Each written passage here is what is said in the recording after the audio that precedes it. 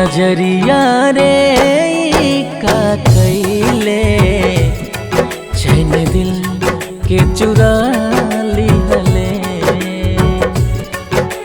नजरिया रे का कैले चैन दिल के चुरा लिहले। बस में नइखे मनवा हमरो दीवाना बना गईले। नजरिया रे का कैले चैन दिल के चुरा लिहले। नजरिया रे का कैले चैन दिल के चुरा लिहले।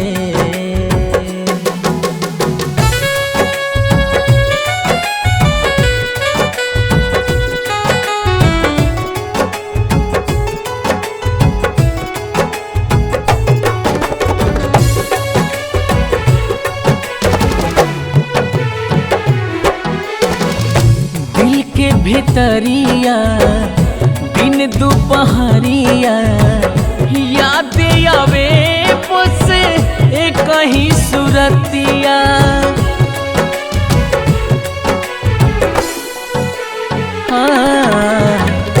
बातें केहू के नीक न लागे, नीक लगे बस सनम के बतिया।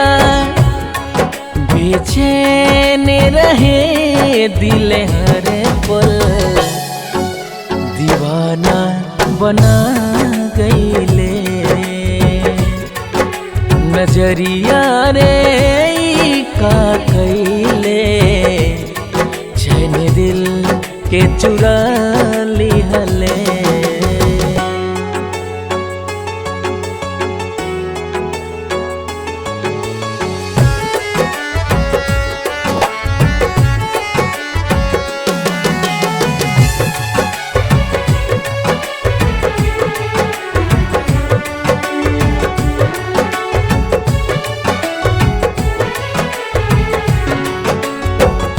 दिल के धड़कन में वही समैली साथ नया बेपुरे छाई बटे।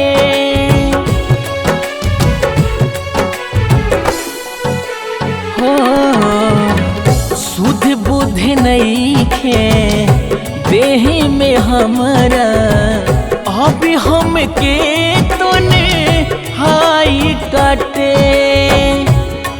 रोज सपना दिखा के हरे दम बेगाना बना गईले।